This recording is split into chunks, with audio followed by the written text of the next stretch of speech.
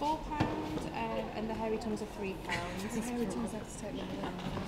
People don't realise there is actually a bit of a link between death and cakes. For example, funeral cakes and funeral biscuits are something that came from our early endo-cannibalism of our dead, sort of Paleolithic times. So there is a link with death and sweet things.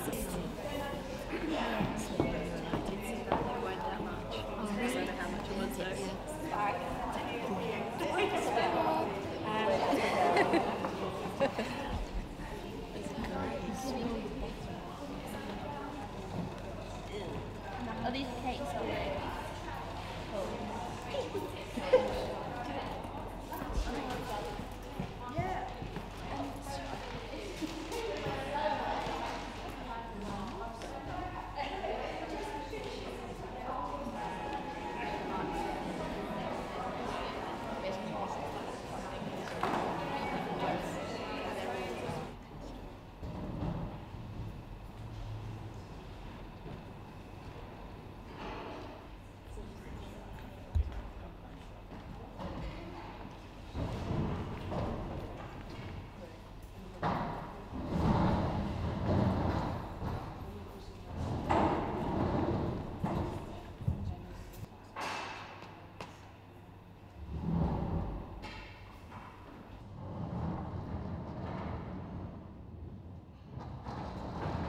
A really good example here is this blood cell cupcake.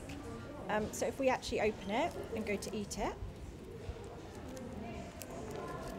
you can kind of see inside it's got raspberry, but it's absolutely delicious. But if you're eating it in the context of Halloween, it could be a bit, but they taste amazing.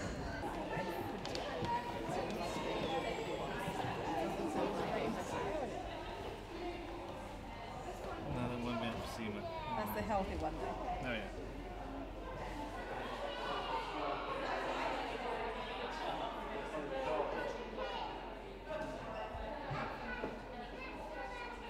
It's quite funny because we're trying to draw people's attention to things like the subject of pathology to study, or for example checking yourself for irregular moles or irregular stools, things like that, to bring awareness to people.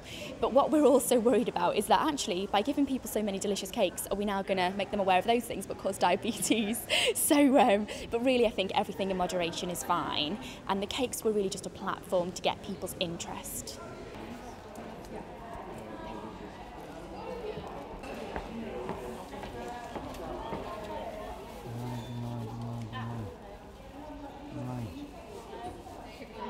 No, £4 each, so 18, and that's 3, so that's 21.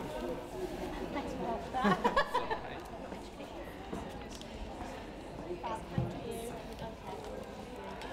Thanks very much. Enjoy them.